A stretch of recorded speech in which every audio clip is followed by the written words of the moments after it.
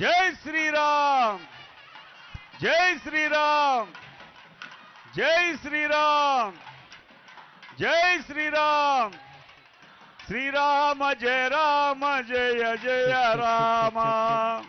Hello check check check. Srirama జయ రామ జయ జయ రామ. శ్రీరామ జయ రామ జయ జయ రామ. జై శ్రీరామ్ జై శ్రీరామ్ జై శ్రీరామ్ జై శ్రీరామ్ జై శ్రీరామ్ జై శ్రీరామ్ జై శ్రీరామ్ జై శ్రీరామ్ జై శ్రీరామ్ జై శ్రీరామ్ జై శ్రీరామ్ జై శ్రీరామ్ జై శ్రీరామ్.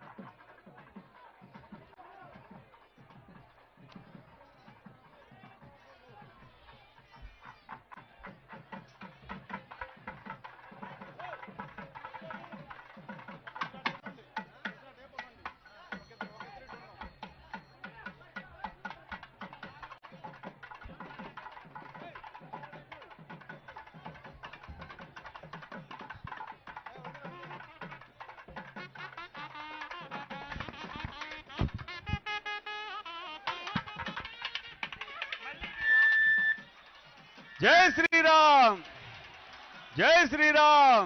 हेलो बोल भक्तवत्सल भगवान की, भक्तवत्सल भगवान की, भक्तवत्सल भगवान की, राजा रामचंद्र महाराज की, राजा रामचंद्र महाराज की, राजा रामचंद्र महाराज की। जय श्री राम जय श्री राम जय श्री राम जय श्री राम जय श्री राम जय श्री राम जय श्री राम। श्रीरम सीतकाग निज सेवक बृंदमु वीर वैष्णवाचार जनंबुकाग विरजानदि गौतमिगाग विकुंठमु नारय भद्रशिखराग्रमुगा वसिंचु चेतनोद्धारकुडैन विष्णुडवु दाशरथी करुणापयोनिधि। जय श्री राम। बोल भक्तवत्सल भगवान की, भक्तवत्सल भगवान की, భక్తవత్సల భగవానుకి, భక్తవత్సల భగవానుకి, భక్తవత్సల భగవానుకి, రాజా రామచంద్ర మహారాజుకి, రాజా రామచంద్ర మహారాజుకి, రాజా రామచంద్ర మహారాజుకి, రాజా రామచంద్ర మహారాజుకి. జై శ్రీరామ్, జై శ్రీరామ్, జై శ్రీరామ్. బాబు మైక్ సౌండ్ పెట్టాయా? జై శ్రీరామ్, జై శ్రీరామ్, జై శ్రీరామ్, జై శ్రీరామ్, జై శ్రీరామ్. శ్రీరామ జయ రామ జయ జయ రామ. శ్రీరామ జయ రామ జయ జయ రామ. శ్రీరామ జయ రామ జయ జయ రామ. శ్రీరామ జయ రామ జయ జయ రామ. అందరూ గట్టిగా చెప్పండి నామాన్ని. సెల్ ఫోన్లో ఫోటోలు తీసుకోవడం కాదు, నామం చెప్పండి. జై శ్రీరామ్, జై శ్రీరామ్, జై శ్రీరామ్, జై శ్రీరామ్. శ్రీరామ జయ రామ జయ జయ రామ. శ్రీరామ జయ రామ జయ జయ రామ. భయవేల రామకు భద్రాద్రి రామ. భయవేల రామకు భద్రాద్రి రామ. శ్రీరామ జయ రామ జయ జయ రామ. శ్రీరామ జయ రామ జయ జయ రామ. శ్రీరామ జయ రామ జయ జయ రామ. శ్రీరామ జయ రామ జయ జయ రామ. జై శ్రీరామ్, జై శ్రీరామ్, జై శ్రీరామ్. బోల్ భక్తవత్సల భగవానుకి, భక్తవత్సల భగవానుకి, రాజా రామచంద్ర మహారాజుకి, రాజిత సీతామాయికి, పవన సుత వీర ధీర హనుమానుకి. జై శ్రీరామ్.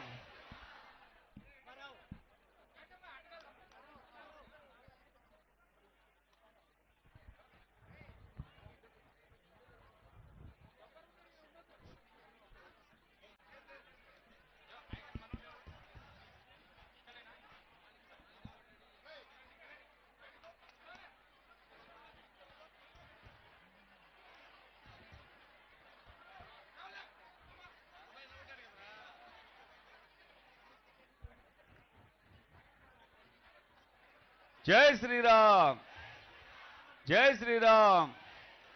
భండన భీముడార్తజన బాంధవుండుజ్వల బాణతూణ కోదండ కళా ప్రచండ భుజతాండవ కీర్తికి రామమూర్తికి రెండవ సాటి దైవమిక లేడు లేడు లేడటంచు ఘడగట్టి భేరికా డాండడ డాండ నినతంబుల జాండము నిండ మత్త వేదండమునెక్కి చాటెద దాశరథీ కరుణాపయోనిధి. జై శ్రీరామ్, జై శ్రీరామ్, జై శ్రీరామ్, జై శ్రీరామ్, జై శ్రీరామ్, జై శ్రీరామ్.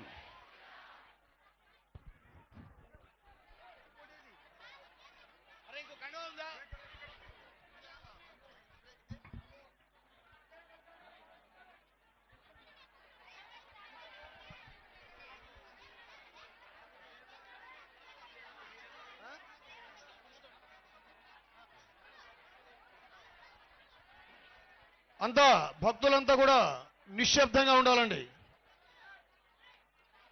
ఎదుర్కోలు మహోత్సవం ప్రారంభమవుతుంది. మీరంతా నిశ్శబ్దంగా ఉంటే అందరికీ అర్థమవుతుంది. జరిగే కార్యక్రమాన్ని చూడాలి తప్ప మీలో మీరు మాటలాడకుండా కదా వచ్చింది ఇక్కడికి. ఇంత కష్టపడి వచ్చిందంతా కూడా దేనికోసం? ఇక్కడ జరిగే ఎదుర్కోలు మహోత్సవాన్ని అందరూ ఆలకించడానికి.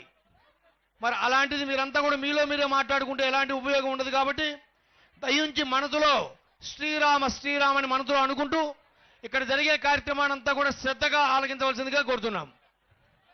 రాజా రామచంద్ర భగవాన్కి, సీతామాయికి, లక్ష్మణ స్వామికి, పవన సుత హనుమాన్కి, భద్రాద్రి రామ గోవింద, వైకుంఠ రామ గోవింద, ఓంకార రామ గోవింద, రామనారాయణ గోవింద. జై శ్రీరామ్, జై శ్రీరామ్, జై శ్రీరామ్.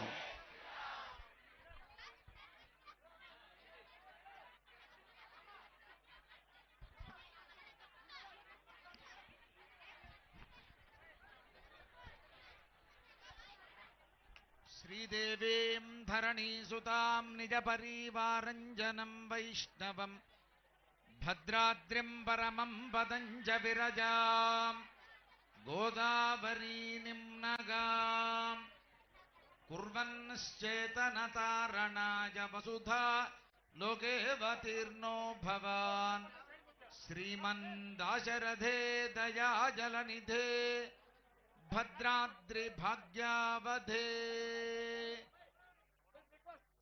భద్రాచలంలో జరిగేటువంటి ఈ ఎదుర్కోలు మహోత్సవానికి విచ్చేసినటువంటి మీ అందరికీ శుభాహ్వానం పలుకుతున్నాం.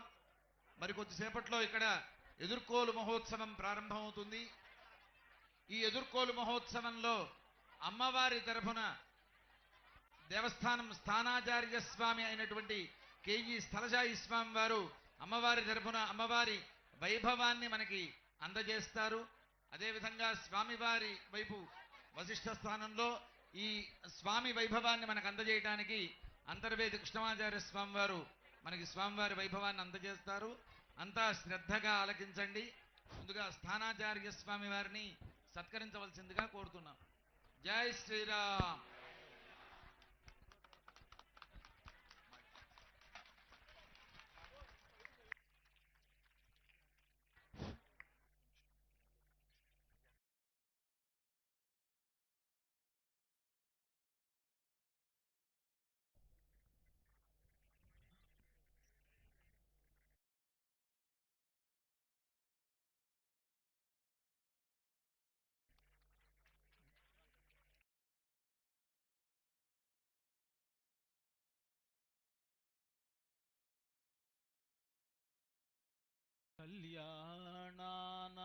కళ్యాణానామవికలనిధిః కాపి కారుణ్యసీమా నిత్యామోదా నిగమశిరసాం మౌళిమందారమాలా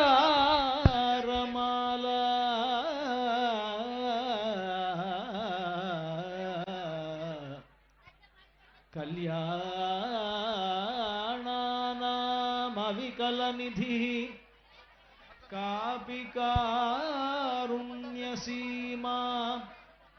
నిత్యామోదా నిగమవచసాం మౌళిమందారమాలా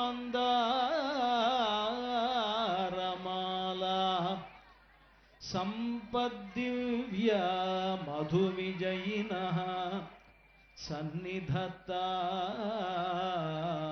సదా మే సైషా దేవీ సకలభువన ప్రార్థనా కామధేనుః సైషా దేవీ సకలభువన ప్రార్థనా కామధేనుః.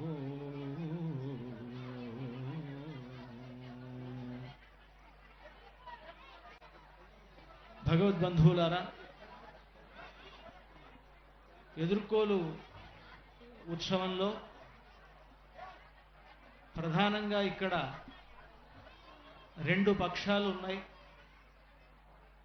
అమ్మవారి పక్షం, అటు స్వామివారి పక్షం.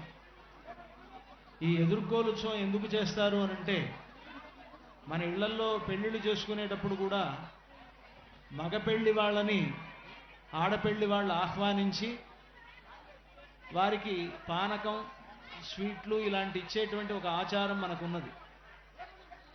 అదే పద్ధతిలోనే ఇటు అమ్మవారి వైపున ఉండేటువంటి వాళ్ళు అంటే ఆడపెళ్లి వాళ్ళు అన్నమాట. వీళ్ళు మగపెళ్లి వాళ్ళను సత్కరించేటువంటి ఒక వేడుక. వారిని ఎదుర్కొని వారిని తీసుకొచ్చి వారికి కావలసినటువంటి మర్యాదలన్నీ చేసి రేపు జరగబోయేటువంటి కళ్యాణానికి ఒక నిశ్చయాన్ని చేసుకునేటువంటి విధానం అంతా కూడా ఈ ఎదుర్కోలు ఉత్సవంలో ఉంటుంది. అంటే ఎదుర్కోలంటే అది ఉద్దేశం. ఇక్కడ అమ్మవారి వైపు ఉండేటువంటి ఈ వైపు వాళ్ళు అమ్మవారి గొప్పతనాన్ని చెప్తారు ఈ సందర్భంగా. అటు స్వామివారి వైపు ఉండేటువంటి వారు రామచంద్రమూర్తి ఎలాంటి వాడో, ఆయన గొప్పతనం ఏమిటో, ఆయన గుణగణాలు ఏమిటో అదంతా కూడా అక్కడ వాళ్ళు వివరిస్తారు. కొన్ని సందర్భాల్లో ఎత్తి పొడుపులు ఉంటాయి, కొన్ని సందర్భాల్లో అవతలి వాళ్ళని ఎగతాళి చేయటం ఉంటుంది. ఇవన్నీ పెళ్ళిళ్ళలో మామూలుగా ఉండేవి. కనుక అవన్నీ కూడా చేసుకుంటూ ఇక్కడ ఈ ఎదుర్కోలు సన్నాహాన్ని మనం జరుపుకుంటాం. అమ్మవారి వైపు ఉండేటువంటి వాళ్ళు అమ్మవారే గొప్పది అని ఇక్కడ నిరూపించాలి. స్వామివారి వైపు ఉండేటువంటి వాళ్ళు స్వామివారే గొప్పవాళ్ళు అని వాళ్ళు చెప్పాలి. అది ఎలా చెప్తామనేటువంటిది ఇక్కడ మనం చూద్దాం. అలా అని ఇద్దరు వైపులు ఉండి వీళ్ళిద్దరు కొట్టుకుంటున్నారు, వీళ్ళిద్దరు పోట్లాడుకుంటున్నారని అర్థం కాదు. దీంట్లో ఉద్దేశం ఏమిటంటే చిట్ట చివరికి అసలు అమ్మవారికి స్వామివారికి ఉండేటువంటి గొప్పతనం ఏంటో మనందరికీ తెలుసుకోవడమే దీంట్లో ప్రధానమైనటువంటి ప్రయోజనం. కనుక అంతా కూడా శ్రద్ధగా వినవలసిందిగా కోరుతూ ఉన్నాం. ముందుగా అమ్మవారి వైపు నుంచే మాట్లాడాలి. ఎందుకంటే అందరూ అంటుంటారు కదా లేడీస్ ఫస్ట్ అని అమ్మవారి వైపే మాట్లాడాలి. కానీ నేనే మాట్లాడాను కనుక ముందు అవతలి వాళ్ళకి ఒక ఛాన్స్ ఇస్తున్నాం అన్నమాట. అమ్మవారు ఎప్పుడు ఛాన్స్ తీసుకోరు, ఇస్తే తీసుకోరు, ఆవిడే అందరికి ఇస్తుంది. అది అమ్మవారికి ఉండేటువంటి ఒక గొప్పతనం. కనుక వాళ్ళకి ఒక ఛాన్స్ ఇద్దాం. రాముడు ఎంత గొప్పవాడో వాళ్ళు నిరూపించుకోవాలి. కనుక రాముడి గొప్పతనాన్ని అవతల ఉండేటువంటి ఆ రాముడి పక్షంలో ఉన్నటువంటి కృష్ణమాచార్యులు గారు ప్రారంభిస్తారు. జగత్యాశ్రిత సంత్రాస ధ్వాంత విధ్వంసనోదయ ప్రభావాన్ సీతయా దేవ్య పరమవ్యోమ భాస్కర ఆకారత్రయ సంపన్నాం అరవింద నివాసినీం అశేష జగదీశిత్రీం వందే వరదవల్లభా. శ్రీరామాయ నమః. శ్రీమతే రామానుజాయ నమః. అయ్యా మాకు ఛాన్స్ ఇచ్చేవారన్నారు, కానీ మా ఛాన్స్ లేకపోతే అక్కడ మీకు ఫ్యాన్స్ అనేవాళ్ళు ఉండరు. మొట్టమొదటిగా మాకు ఇచ్చినటువంటి ఛాన్స్ కన్నా ముందే చాలామందికి మీరు ఇచ్చేసేసారు, ధనుర్భంగం చెయ్యమని చెప్పి కన్యాశుల్కంగా పెట్టి. కాబట్టి మేము వచ్చిన తరువాతే మీకు ఆ ఛాన్స్ వచ్చిందంటే కన్యాదానం చేసేటువంటి అర్హత అనేటువంటి ఛాన్స్ మీరు దక్కించుకున్నారు. అది గమనించవలసిందిగా ప్రార్థన. మా ఊరికి వచ్చి మాకు మీరు ఛాన్స్ ఇవ్వడం ఏంటండి? ఇది మిథిలా నగరం. మిథిలా నగరానికి మీరు వచ్చారు, కానీ మేము అయోధ్య నగరానికి రాలేదు. కనుక మిథిలా నగరానికి వచ్చినటువంటి మీకు మేము కొన్ని మర్యాదలు చేయాలనేటువంటి ఉద్దేశం. అయ్యా అది పద్ధతి కాబట్టి మీరు చేస్తున్నారండి, కానీ మీరు పద్ధతిగా మాట్లాడితే మరి కష్టం. మరి ఇంకొక విషయం, అసలు మిమ్మల్ని ఎవరు పిలిచారు? పిలవని పేరంటానికి మిమ్మల్ని విశ్వామిత్రుడు తీసుకొచ్చాడండి, అది గుర్తుపెట్టుకోండి. అయ్యా గురువు గారు చెప్పారు కాబట్టి మా నాన్నగారు చెప్పారు, స్వామివారి నాన్నగారు చెప్పారు, ఆయన ఏది చెబితే అది చేయమన్నారు కాబట్టి ఆయన వెంట నడిచి వచ్చారు. కాబట్టి గురువుకు గౌరవం ఇస్తూ ఆయన వినయశీలి కాబట్టి, సంపన్నుడు కాబట్టి రామచంద్రమూర్తి అలా రావటం జరిగింది. అంతే తప్ప పిలవని పేరంటం అంటూ ఏం లేదు, ఆయన పిలిస్తేనే వచ్చారు. లోకంలో కొంతమంది ఉంటారు, మర్యాద ఇవ్వకపోయినా మాకు మీరు మర్యాద ఇవ్వండి అని కోరుతూ అన్నమాట. అంటే వాళ్ళు కోరుకుంటారు. ఎట్లా అంటే ముందు వీళ్ళు వస్తూనే నేను చాలా గొప్పవాడిని అని చెప్పుకుంటూ వచ్చారనుకోండి, వాళ్ళకి మర్యాద ఇవ్వాలేమో అని అనుకుంటారు అంతా కూడా. అంటే ఆ విధంగా మీరు వచ్చారు తప్ప మిథిలా నగరంలో మేము కేవలం అక్కడ ధనుస్సు ఉందని చెప్పాం, ఒక యాగం చేస్తున్నాం. ఆ యాగానికి పిలవకుండానే వచ్చాడు విశ్వామిత్రుడు. తనతో పాటు తన శిష్యులను తీసుకొచ్చాడు. సరే, ఏదైతే ఏమిటి, మాకు కావాల్సింది ఇక్కడ ఆ ధనుస్సుని ఎవరైతే ఎక్కువ పెడతారో అలాంటి వాళ్ళకి మా అమ్మాయిని ఇద్దామని అనుకొని మేము ఎలాగో అక్కడ పణంగా పెట్టాం గనక, పోటీ పెట్టుకున్నాం గనక వచ్చినటువంటి వాళ్ళు మర్యాదగా మాట్లాడితే బాగుంటుంది. వచ్చిన వారికి మర్యాద చేయటం మీ పద్ధతి అండి. కాబట్టి మర్యాదగానే మాట్లాడతాం. మా మర్యాద మేము దక్కించుకుంటాం. మా స్వామికి ఉన్న పేరే మర్యాద పురుషోత్తముడని. హద్దు తెలిసినవాడు, హద్దు దాటనివాడు. కాబట్టి మా హద్దులో మాకుండటం ఆయనకి ఉన్నటువంటి సుగుణం, అది గుర్తుపెట్టుకోండి. ఆయన మంచివాడే కానీ ఆయన తరఫు వాళ్ళ గురించి మాట్లాడుతున్నాం. అయ్యా, ఆయన తరఫులో వచ్చినప్పుడు కూడా వారిని కూడా గౌరవించడం. అంటే పెళ్లి కొడుకు వచ్చారనుకోండి, పెళ్లి కొడుకుతో పాటు ఉన్నటువంటి వారందరినీ కూడా గౌరవించడం మీ సత్కారం. అది కాకుండా మీరే మా స్వామి యొక్క గొప్పతనాన్ని అనుకున్నారు. శతానంద స్థానంలో తమరున్నారు. మా స్వామివారి యొక్క మహిమేంటో మీకు తెలుసు.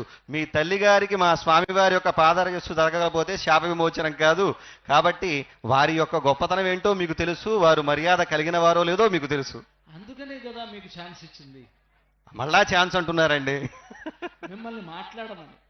అయ్యా సరే, సంతోషం. మాట్లాడుతున్నాం కదండి. మాట్లాడుతున్నారు కానీ అంటే పొల్లు మాటలు మాట్లాడుతున్నారు. ఏమండి, పొల్లు మాటలు మాట్లాడుతున్నారు. అలాంటిది ఏమీ లేదండి అయ్యా. లేదా? అయితే ఇప్పుడు మా అమ్మాయి గురించి గొప్పతనం చెప్పాలి గనక మేము మా అమ్మాయి విశేషాలను కూడా చెప్తాం ఇక్కడ. అయ్యా స్వామి, అంటే ఇప్పుడు మామూలుగా ధనుస్సుని అక్కడ పటంగా పెట్టడం జరిగింది. ముక్కు మొహం తెలియని వాళ్ళు చాలామంది రాజులు వచ్చినట్లుగానే రాముడు కూడా అక్కడికి వచ్చాడు. అయితే విశ్వామిత్రుడితో వచ్చినందువలన ఆయనకు ఒక గౌరవం అనేటువంటి ఉన్నది. విశ్వామిత్రుడు రాముణ్ణి లక్ష్మణుణ్ణి ఇద్దరినీ తాను తీసుకొచ్చాడు. అంతకుముందు రామచంద్రమూర్తి విశ్వామిత్రుడి యొక్క యాగ సంరక్షణం చేశాడు కనుక వాళ్ళిద్దరూ ఈ పోటీలో పాల్గొనడానికి యోగ్యులు అని అనుకున్నటువంటి విశ్వామిత్రుడు వాళ్ళిద్దరినీ తీసుకొచ్చాడు. నిజంగానే వాళ్ళిద్దరినీ చూస్తే చాలా గొప్పవాళ్ళుగా అనిపిస్తూ ఉన్నారు మాకు, రాముడు లక్ష్మణుడు ఇద్దరు కూడా. అందుకని మనల్ని స్వాగతిస్తూ ఉన్నాం. ఆ స్వాగతించినప్పుడు కేవలం ఇదొక్కటే కాదు గనక కొన్ని గుణాలు కూడా ఆయనలో, మంచి గుణాలు ఉండాలి, మాకు తెలియాలి. అవి ఆయన గొప్పతనం ఏదో తెలియాలి. మా గొప్పతనాన్ని మేము చెప్పుకుంటూనే మాకంటే ముందు ఆ రాముడి గొప్పతనం ఏదో చెప్పమని మిమ్మల్ని కోరుతున్నాం. అయ్యా, సాధారణంగా మనకి కల్పసూత్రం ప్రకారము కన్యాదానం తీసుకోవాలన్నా సరే, కన్యాదానం ఇవ్వాలన్నా ఒక 7 గుణాలను పరిశీలించమన్నారు. కులం, శీలం, వపుర్విద్య, వయోవిత్తం, సనాథత అనేటువంటి వాటిని పరిశీలించి వివాహం చేసుకోవటం అనేటువంటిది ఒక సంప్రదాయం. అలా చూచినట్లయితే ముందుగా మొట్టమొదటిది మాకు కులము. రామచంద్రమూర్తి కులం చూచినట్లయితే పురాణ ప్రసిద్ధి పొందినటువంటి కులంలో స్వామివారు జన్మించారు. సూర్యవంశ సముద్భవుడు. ఆ సూర్యవంశంలో పుట్టినటువంటి వారు మహనీయులందరూ కూడా చాలా ఎంతోమంది గొప్పవారు ఉన్నారు.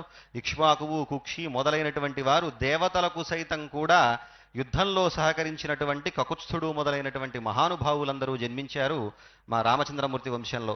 అంతేకాకుండా ఇంకా గంగను భూమికి తెచ్చి మనందరినీ కూడా పవిత్రం చేసినటువంటి భగీరథుడు ఈ వంశంలో జన్మించినటువంటి వాడే. సత్యానికి పెద్దపీట వేసినటువంటి సత్యహరిశ్చంద్రుడు కూడా ఈ వంశంలో జన్మించినటువంటి వాడే. షట్చక్రవర్తులలో ఒక్కరిగా చెప్పబడేటువంటి మాంధాత కూడా ఈ వంశంలో జన్మించిన వాడే. విశ్వజిద్యాగాన్ని చేసి తన సర్వస్వాన్ని ధారపోసి కాళిదాసు సైతం తన కావ్యానికి ఏ పేరు పెట్టాలయ్యా అంటే రఘువంశం అనేటువంటి పేరు పెట్టినటువంటి రఘువు కూడా ఈ వంశంలో జన్మించినటువంటి వాడే. అలాగ మా వంశంలో జన్మించినటువంటి మహానుభావులు ఎంతోమంది ఉన్నారు. ఇక ఇక వారి తండ్రి గారిని గురించి చెప్పాలయ్యా అంటే 10 దిశలా రథం కలిగినటువంటి మహానుభావులు దశరథ మహారాజు. అటువంటి వారి కుమారుడుగా యాగఫలంగా ఆయన జన్మించాడు రామచంద్రమూర్తి. అది మా స్వామివారి యొక్క వంశానికి ఉన్నటువంటి గొప్పతనం. మీరు మీ రాముడి వంశాన్ని గురించి చెప్పారు కనుక మరి సీత వంశం గొప్పతనం కూడా చెప్పాలి కదా మేము. అయ్యా ఖచ్చితంగానండి. మీరు అన్నట్టుగా కులం అని అన్నారు. అటువంటి కులమే అంటే అలాంటి దానికంటే కూడా గొప్పతనం కలిగినటువంటి కులం ఇది. ఎందుకంటున్నామంటే మీరు చాలామంది పేర్లు చెప్పి మాంధాత ఇంకా ఇంకో రఘుమహారాజు చెప్పుకోవడానికి అవకాశం ఉంది కాబట్టి చెప్పాను స్వామి. ఇక మాకు అలాంటి గొప్పతనమే మాకు ఉన్నది. ఉన్నప్పటికీ అంత చెప్పక్కర్లా. రాముడి యొక్క ఇంకొక అవతారమైనటువంటి కృష్ణుడే చెప్పాడు ఈ జనక మహారాజు గురించి. ఏం చెప్పాడంటే కర్మణైవ హి సంసిద్ధిం ఆస్థితా జనకాదయ. కర్మయోగము అని గనక ఒకటి ఉంటే ఆ కర్మయోగం వల్ల సిద్ధిని పొందినటువంటి వాడు జనక మహారాజు అని రాముడి ప్రతిరూపంగా చెప్పేటువంటి కృష్ణుడే జనక మహారాజుని గొప్పగా భావించాడు గనక ఆ ఒక్కడి పేరు చెప్తే చాలు. ఇంతమంది పేరు చెప్పాలి. జనకుడు అనేటువంటి బిరుదండి అందరికీ. అన్ని మాటలు మాట్లాడినాను, పూర్తిగా మాట్లాడండి స్వామి. అందుకని అంటే కర్మణైవ హి సంసిద్ధిం ఆస్థితా జనకాదయ. జనక మహారాజు ముఖ్యంగా ఈ కర్మయోగం వలన గొప్పవాడయ్యాడు అని చెప్పి కృష్ణుడే పొగిడినటువంటి వాడు జనక మహారాజు. అటువంటి జనక మహారాజు కుమార్తె జనక మహారాజు చంద్రవంశంలో పుట్టాడు. మీరు సూర్యవంశం అన్నారు. సూర్యవంశం భగభగలాడుతూ ఉంది చూడండి, అందరూ ఎలాగా చెమట్లు ఓడుతున్నారు. కానీ చంద్రుడు కాస్త ఉదయిస్తే చాలు అందరూ చల్లగా. అయ్యా ప్రస్తుతం ఉదయించినట్టు కనిపిస్తున్నాడు, ఆయన చల్లదనం రాలేదు. అంటే ఆ సూర్యుడి ప్రతాపం ఎక్కువగా ఉంది. ఇంకా అంటే సూర్య ప్రతాపం ఎప్పుడు ఉంటుందండి? ఆ ప్రతాపం ఉంటేనే చంద్రుడి యొక్క వెన్నెల ఉంటుంది. సూర్యుడు జగత్తుకు కారకుడు. సూర్యుడు లేకపోతే ఏదీ లేదు, మొత్తం శూన్యమే. మొత్తం గ్రహరాజుగా చెప్పబడేటువంటి వాడు సూర్యుడు. అటువంటి సూర్యుడి వంశంలోనే రాముడు జన్మించాడు కాబట్టి మా వంశం గొప్పది. మీ వంశం గొప్పది కాదంటల్లా, కానీ చంద్రుడి వంశం ఎంత గొప్పదో కూడా మనం తెలుసుకోవాలి కదా. చెప్పండి. ఈరోజు మనం ఇంత భోజనం 4 వేళ్ళు నోట్లోకి వెళుతున్నాయంటే ఆ చంద్రుడు లేకపోతే మనకి భోజనమే లేదండి కదా. అంటే ఓషధీనామధీశ. చంద్రుడు అంటే ఎవరు అంటే ఈ ఓషధులకి మనం ఈరోజు భోజనం చేసి హాయిగా తృప్తిగా బేవని త్రేణిస్తున్నామంటే ఆ చంద్రుడి వల్ల అనమాట. అంటే ఆ చంద్రుడి వంశంలో పుట్టినటువంటి అమ్మవారు ఎంత గొప్పదో చూసుకోండి. నీలలోహిత చర్య జరగకపోతే అయ్యా, వృక్షాలకు నీలలోహిత చర్య జరగకపోతే గనక ఆ ఔషధీ గుణం చంద్రుడి వల్ల కలగదు. అది గుర్తుపెట్టుకోండి. మీరు ఇంటికి వెళ్ళినా ఇంట్లో మీకు భోజనం పెట్టేది అమ్మవారే కదా. అందుకని అయ్యా అమ్మగారే కావచ్చండి. అది ఆ అమ్మవారి గొప్పతనం అలాంటిది. అలాంటి ఒక వంశంలో పుట్టింది మా సీతమ్మ. చంద్రవంశంలో పుట్టింది. ఆ చంద్రుడి వంశం అనేటువంటిది చాలా గొప్పది. దాంట్లో ఉండేటువంటి మహారాజులంతా ఎలాంటి వాళ్ళంటే, ఇంకా మీ రాముడు పుట్టాడు, మా అమ్మ పుట్టనటువంటి గొప్పతనం కలిగింది. అంటే పుట్టకుండా ఎలా ఉంది అని అంటే, అసలు ఈ సీతమ్మ వారి వంశంలో ఉండేటువంటి వీళ్ళ తండ్రి కూడా పుట్టలే. అంటే పుట్టకుండా వాళ్ళంతా ఎలా గొప్పవాళ్ళు అయ్యారండి? అది నేను చెప్పడం కాదు, పురాణాల్లోనే ఉంది. విదేహుడు అని పేరు. ఆయనకి దేహమే లేదు. దేహం లేనటువంటి విదేహరాజు యొక్క కుమార్తె ఏమిడ. అంటే ఎట్లాగా? అంటే పుట్టిన వాళ్ళు ఎవరికి దేహం లేదండి? అయ్యో నిజ దేహం ఉందే. ఎవరికి? పుట్టిన వాళ్ళందరికీ దేహం ఉంది కదండి. అంటే ఆ దేహం వేరే అయి ఉండొచ్చు. అయ్యా అంటే దేహం ఉన్నటువంటి వాళ్ళందరిది మీలాంటి దేహం అనుకోకండి. అది దివ్యమైనటువంటి దేహమేమో. అయ్యా కనుక దివ్యమైనటువంటి దేహం వేరు, మామూలు దేహాలు వేరు కదా. కనుక అలాంటి ఒక గొప్పతనం కలిగినటువంటి వంశంలో పుట్టినటువంటి సీతమ్మ కూడా వైదేహి అని పిలువబడుతుంది కదా. ఆ వైదేహి అనే పేరు ఎందుకు వచ్చింది అని అంటే, ఆ విదేహ వంశంలో పుట్టినటువంటి ఆవిడ గనక విదేహ వంశంలో పుట్టినటువంటి సీతమ్మకు వైదేహి అని పేరు. పైగా ఆవిడ, మీరిందాక రాముడు పుట్టాడన్నారు, దశరథ మహారాజుకు పుట్టాడు అన్నారు. సీతమ్మ వారు పుట్టలేదు, అందుకని ఆవిడకి అయోనిజ అని పేరు. అయోనిజ అయినటువంటి సీతమ్మ ఎంత గొప్పది అని అంటే, అయోనిజ ఎలా ఉంటుంది, పుట్టకుండా ఎలా ఉంది అంటే భూమి నుంచి అలా ఆవిర్భవించింది అని అర్థం. కనుక ఆవిడ యొక్క దివ్యత్వం అనేటువంటిది పరిపూర్ణంగా ఆవిడ అవతారం నుంచి ఉన్నది కనుక ఎలా చూసినప్పటికీ సీతమ్మ సీతమ్మే. అయ్యా అయోనిజత్వం అంటే గొప్పదంటున్నారు అంతే కదండి. అంతే కదా. పాపం అని తప్పించుకుని అవన్నీ గర్భవాసాది దుఃఖం అన్నట్లుగా వాటన్నిటినీ తప్పించుకుని వచ్చింది. కానీ మా రాముడు అలా కాడు, చెప్పినట్లుగా మానవుడిగా జన్మిస్తాడన్నాడు కాబట్టి తతశ్చ ద్వాదశే మాసే అని చెప్పినట్లుగా 12 నెలల పాటు గర్భవాసాన్ని అనుభవించి సామాన్య మానవుడు ఎలాగైతే జన్మించాడో అలాగే జన్మించాడు. మానవులకు ఆదర్శపాత్రుడుగా నిలవాలనుకున్నాడు కాబట్టి వాళ్ళందరినీ కూడా గొప్పనైనటువంటి ధర్మ మార్గంలో నడిపించాలనుకున్నాడు కాబట్టి అదే విధానంతో ఆయన పుట్టడం జరిగింది. అంతేకాకుండా ఇప్పుడు అయోనిజత్వం అని మీరు గొప్పగా చెబుతున్నారు స్వామి, అది ఎప్పుడో త్రేతాయుగంలోని మాట. కలియుగం చూసినట్లయితే పాపం వైద్యుల చలవ అని చెప్పి చాలా మంది 90% అందరూ కూడా అయోనిజులుగానే పుడుతున్నారు. ఎట్లా ఆపరేషన్ చేసి తీస్తున్నారు కదా స్వామి. అంటే ఆపరేషన్ చేసి తీసినా దాన్ని అయోనిజత్వం అనరు స్వామి. అయ్యా అయోనిజత్వం యోనిజత్వమే అంటారు. ఎట్లాగొచ్చినా కనుక అలా కాదు, అలా మనం అలా పొరపాటు పెట్టడానికి అవకాశం లేదు. అలాంటివి ఏమీ లేకుండా భూమి నుంచి ఆవిర్భవించినటువంటి ఒక గొప్పతనం కలిగినటువంటిది సీతమ్మ. అది అంటే రాముడికి లేని ఒక గొప్పతనం సీతమ్మకు ఉంది. అది గొప్పతనం కాదు స్వామి, ఆయన ఇందాక చెప్పుకున్నట్లుగా ఆవిడ షార్ట్కట్లో వచ్చేసిందేమో కానీ స్వామి దాదాపుగా ఇందాక మనం చెప్పుకున్నట్లుగా గర్భవాసాది దుఃఖాన్ని అనుభవిస్తూ వచ్చాడు కాబట్టి స్వామి కూడా గొప్పవాడే. మీరే ఆ దుఃఖం అనుభవిస్తున్నాడు అన్న తర్వాత దుఃఖం ఉన్న వాళ్ళని గొప్పగా ఎలా భావిస్తాం? దుఃఖాన్ని కూడా దాటినటువంటి వాళ్ళని కదా మనం గొప్పవాళ్ళు అంటాం. దుఃఖం దాటిన తర్వాత కదా స్వామి సుఖం వచ్చేది.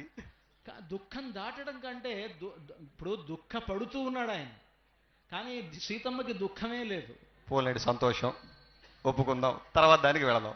చెప్పండి అయ్యా. తర్వాత కులం శీలం. శీలం అంటే ఇంకా సీతమ్మ వారి శీలం గురించి చెప్పాల్సిన అవసరమే ఉంది. మీ రాముడే పరీక్షించాడు కదా. అంటే ఎత్తి పొడుపుది అంటే సీతమ్మ శీలం మీ రాముడే పరీక్షించాడు కదా. ఆ పరీక్షించినప్పుడు కూడా దేవతలంతా ఏం చెప్పారు అని అంటే, ప్రాకృత ఇవ, నువ్వు ఒక ప్రాకృతుల్లాగా ఒక మామూలు మనిషిలాగా ఏంటయ్యా సీతమ్మని ఇలా పరీక్షిస్తావు? సీతమ్మ గురించి నీకు తెలీదా? సీతమ్మ గొప్పది అనేటువంటి విషయం నీకు తెలీదా? నువ్వెవరివి, సీతమ్మ ఎవరు అని ఇంతమంది చెప్పినా సీతమ్మని పరీక్షించాడు, ఇంకా పరీక్షిస్తూనే ఉన్నాడంటే ఎంత అజ్ఞాని రాముడు అని అనుకుంటున్నాం. అయ్యా అక్కడ అజ్ఞాని కాదండి, చాలా జ్ఞాని. రాముడుకు తెలిసినటువంటి ధర్మ సూక్ష్మం ఎవరికీ తెలియదు. ఆ సూక్ష్మ ధర్మాన్ని తెలిసినటువంటి వ్యక్తి ఎవరైనా ఉన్నాడంటే రామచంద్రమూర్తే. తనను తాను తగ్గించుకుని సీతాదేవికి గొప్పతనం తెలియాలని, తర్వాత ఎవరైనా అవాకులు చవాకులు ఏవైనా మాట్లాడతారేమో అని చెప్పి అగ్నిపునీత సీత అనేటువంటి మాట ఆమె కీర్తికి కలగటానికి కారకుడు ఎవరయ్యా అంటే రామచంద్రమూర్తే. తనను తాను తగ్గించుకున్నప్పటికీ కూడా సీత యొక్క ఔన్నత్యాన్ని పెంచి ఆమె సత్శీలాన్ని లోకానికి చాటి చెప్పినటువంటి మహనీయుడు రామచంద్రమూర్తి. సంతోషం. అంటే అలా చెప్పాడు కానీ అసలు శీలం అంటే అలా మనం అర్థం చేసుకోవటం కంటే శీలము అంటే ఇంకొకళ్ళతో తాను గొప్పగా ఉన్నా తనకంటే తక్కువ వాళ్లతో కలిసిమెలిసి ఉండడం అనేటువంటి ఆ గుణం మా రామచంద్రుడికి చాలా ఉందండి. చెప్తాను. సీతమ్మ వారు సౌశీల్యం అంటున్నాం.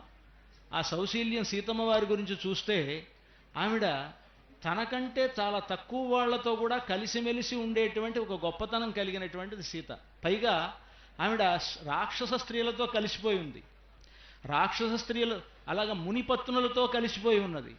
అత్రి అనసూయల దగ్గరికి వెళ్ళినప్పుడు అనసూయాదేవితో కలిసిపోయి ఉంది. రాజస్త్రీలతో ఉన్నప్పుడు అక్కడ ఆ అంతఃపురంలో రాజస్త్రీలతో అందరితో కలిసిపోయి ఉన్నది. అంటే సీతమ్మ వారు ఎలా ఉన్నది అని అంటే వానర స్త్రీలతో కలిసి ఉన్నప్పుడు వానర స్త్రీలతోనూ కలిసిమెలిసి ఉన్నది. అంటే శీలము అని అంటే మన పెద్దవాళ్ళు చెప్పేటువంటి నిర్వచనం ఏమిటంటే మహతః మందై సహ నీరంధ్రేణ సంశ్లేష సౌశీల్యం అని. గొప్పవాళ్ళు తనకంటే తక్కువ వాళ్లతోటి తాను ఎంత గొప్పవాడైనా ఆ గొప్పతనాన్ని మరిచిపోయి ఎదుటి వాళ్ళతో కలిసిపోయి ఉండేటువంటి లక్షణం అది సీతమ్మ వారిలో మెండుగా ఉంది, కానీ రాముడిలో కనిపించట్లా. అదేమీ లేదు స్వామి, చాలా మెండైనటువంటి వాడు రామచంద్రమూర్తి. ఎంత మెండైనటువంటి వాడయ్యా అంటే తాను చక్రవర్తి కాకముందే జనం యొక్క కోరికలను తెలుసుకున్నాడు. అంతేకాదు వాళ్ళలో కలిసిమెలిసిపోయి వాళ్ళ కష్ట సుఖాలను పంచుకున్నాడు. అంతేనా, ఇప్పటికీ కూడా మనం చాలా గొప్ప పాత్రలుగా చెప్పుకునేటువంటి రామాయణంలో చాలా చిన్న చిన్న పాత్రలైనటువంటి గుహుడు కావచ్చు, ఎక్కడో పడవలు నడుపుకునేటువంటి వాడిని ఆత్మ సమసకుడు అని చెప్పాడయ్యా అంటే ఎంత సౌశీల్యం కలవాడండి. నిజమే. అంతేకాకుండా రాక్షసులతో కూడా కలిసిమెలిసాడు పాపం. వినండి స్వామి, అయ్యా అసలు ఆయన హనుమంతుల వారు వచ్చారు, హనుమంతుల వారు పరిచయం చేసుకుంటున్నారు రాముణ్ణి. అంతా అయిపోయిన తర్వాత రాముడిని చూస్తూ, మీరిద్దరూ ఎక్కడి నుంచి వచ్చారు, మీరెవరు, మీరు చూస్తుంటే రాజకుమారులాగా కనిపిస్తున్నారు, మీ భుజాలు బాగా ఆభరణాలతో అలంకరించుకోదగినవే ఉన్నవి, కానీ అలంకరించుకోకుండా మీరు మునివేషాలతో ఉన్నారు, కానీ మీ లక్షణాలు చూస్తే, మిమ్మల్ని చూస్తే రాజుల్లాగా అనిపిస్తోంది, మేము ఇంత మాట్లాడుతున్నా మీరు మాట్లాడరేమి అని అంటుంటే, హనుమంతుడంతటి వాడు మాట్లాడితే నేరుగా హనుమంతుడితో మాట్లాడకుండా పక్కనే లక్ష్మణస్వామితో మాట్లాడుతూ, లక్ష్మణ చూసావా ఈయన మాట్లాడుతున్నాడు, ఈయన గురించి నువ్వు మాట్లాడు, ఏమిటంటే నా ఋగ్వేద వినీతస్య నా యజుర్వేదధారిణ నా సామవేద విదుష శక్యమేవం ప్రభాషితం. ఓ హనుమంతుడు బాగా మాట్లాడుతున్నాడు, కానీ నేను ఆయనతో నేరుగా మాట్లాడను, నువ్వు మాట్లాడు అంటే ఏంటి, రాజరికం అనమాట. అంటే అక్కడ ఆయన దగ్గర సౌశీల్యం ఏముందండి. కానీ సీతమ్మ వారు అలా అనుకోలే. సీతమ్మ వారు హనుమంతుడితో మాట్లాడింది నేరుగా హనుమంతుడితో. సీతమ్మ తాను ఒక రాజరిక స్త్రీ, తాను రాణిగా ఉన్నప్పుడు తనకు ఈ ఘోష అనేటువంటిది ఉంటుంది, తన సేవకులతో నేరుగా మాట్లాడకూడదు, కానీ హనుమంతుడితో నేరుగా మాట్లాడింది. నేరుగా మాట్లాడలేదు స్వామి, పరీక్షించింది. ఈయన కాదా అవునా అనేటువంటి అనుమానపడింది. పక్కన లక్ష్మణ స్వామి వారు లాంటి వాళ్ళు ఎవరూ లేరు కాబట్టి పోనీ పక్కన రాక్షసుడితో కలిసిపోయింది అన్నారు కదా. ఏమా వచ్చినటువంటి వాడు మామూలు వాడో కాదో ఒకసారి కనుక్కోవడమా, మనవాడో కాదో అనవచ్చు కదా. రాక్షస స్త్రీలతో ఆవిడకి స్నేహం లేదు కదా. మీరు నాకు కలిసిపోయింది అన్నారు కదా స్వామి. కలిసిపోవడం అంటే వాళ్ళని రక్షించడంలో కానీ వాళ్ళతో మాట్లాడటంలో కానీ కలిసిపోయింది, కానీ ఆవిడ అభిప్రాయంతో వాళ్ళకి ఏకీభావం లేదు కదా. ఈవెన్ హింసించాలనుకున్నారు కదా, వాళ్ళని కూడా రక్షించింది ఆవిడ. అది గొప్పతనం.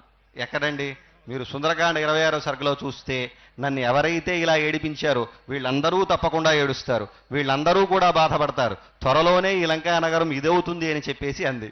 కోపంలో అనొచ్చు, కానీ ఆవిడకి ఆ మనస్సులో అది ఉంటే, హనుమంతుడు వచ్చినప్పుడు వీళ్ళందరూ నిన్ను ఏడిపించారు కదా, వీళ్ళందరినీ నేను ఒకసారి గుద్దులు గుద్దేస్తాను, వీళ్ళందరినీ కూడా చంపేస్తాను, నలిపేస్తానంటే, అప్పుడు ఆవిడ ఏమంటుందంటే, ఎవరు పాపం చేయని వాళ్ళు ఎవరున్నారు, పాపానాం వా శుభానాం వా వథార్హాణాం ప్లవంగమా కార్యం కరుణమార్యేణ నకశ్చిన్నాపరాధ్యతి. లోకంలో తప్పు చేయని వాళ్ళు ఎవరున్నారు, వీళ్ళు రాజసంశ్రయవస్యానాం, వీళ్ళు రావణాసురుడితో కలిసి ఉన్నప్పుడు రావణాసురుడు చెప్పిన మాట విన్నారు, ఇప్పుడు విభీషణుడు పరిపాలనలోకి వచ్చారు కదా, ఇప్పుడు విభీషణుడు మాట విని వీళ్ళందరూ చక్కగా ఉంటారు అన్నది. అయ్యా జయించిన తర్వాత శాంతి పన్నాలు ఎందన్నా చెప్పచ్చండి, జయించిన తర్వాత శాంతి పన్నాలు ఎందన్నా చెప్పచ్చు. ముందు చూసినా ఆవిడ కోపంతో అన్నా అన్నది కదా. కారుణ్యమూర్తి అయితే కనుక మాట్లాడిందా లేదా? ఆవిడ కారుణ్యం ఎంత చెప్పాలి అని అంటే, రావణాసురుణ్ణి కూడా భస్మం చేయగలిగిన శక్తి కలిగినది సీతమ్మ. అయిన స్వామి, కానీ రావణాసురుని కూడా ఏం చేయలా. ఎందుకంటే పతికృత రిపు పాతన ప్రతిజ్ఞా దళన భయాత్ అహితే ప్యదత్త శాపం.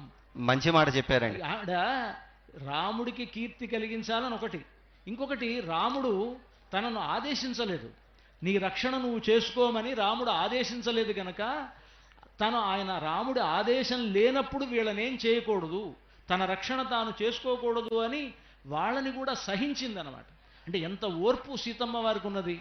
అక్కడికి ఆ ఓర్పుని మీరు పరీక్షిస్తున్నారు. ఇంకా ఓర్పును పరీక్షించలేడు స్వామి, ఆవిడ ఆజ్ఞ కావాలన్నప్పుడు ఆవిడ బద్ధురాలే కదా ఈయనకి. కాదని ఎవరన్నారు? అవునండి, ఇప్పుడు మీరు అన్నారు, ఏమన్నారయ్యా అంటే వాళ్ళందరితో కలిసిపోయింది, పతివ్రతా మహాత్మ్యం కలిగినటువంటిది. అంటే ఆ పతివ్రతా మహాత్మ్యం అంటే పతిని అనుసరిస్తే కదా ఆ మహాత్మ్యం దక్కేది. పతి అయిన తర్వాత కదా అయ్యా, పతి అయిన తర్వాత కదా అది అవుతాడు కదండి. ఇప్పుడు మనం అయిన తర్వాత మాట్లాడుకుంటున్నాం కాబట్టి, ఇప్పుడు ఇక్కడ మనకి గుణాల్లో ఆయన కంటే ఈవిడకే ఎక్కువ ఆ గొప్పతనం ఉన్నది, సౌశీల్యం ఉన్నది అని చెప్పడం ఇక్కడ నా ఉద్దేశం. ఉందా లేదా మీరు ఒప్పుకోవాలి. అక్కడ ఉందండి, మాకు మా స్వామి వారికి ఉంది, ఆమెకి ఉంది. సీతమ్మ వారికి ఉన్నంత లేదేమో అని అది మీరు మళ్ళా చూసుకోండి. అక్కడ వరకు వచ్చినంత మళ్ళా పొడుస్తున్నారు. ఇందాక హనుమంతుడితో నేరుగా రాముడు ఎందుకు మాట్లాడలేదు? ఏదండి? రాముడు మాట్లాడొచ్చు కదా.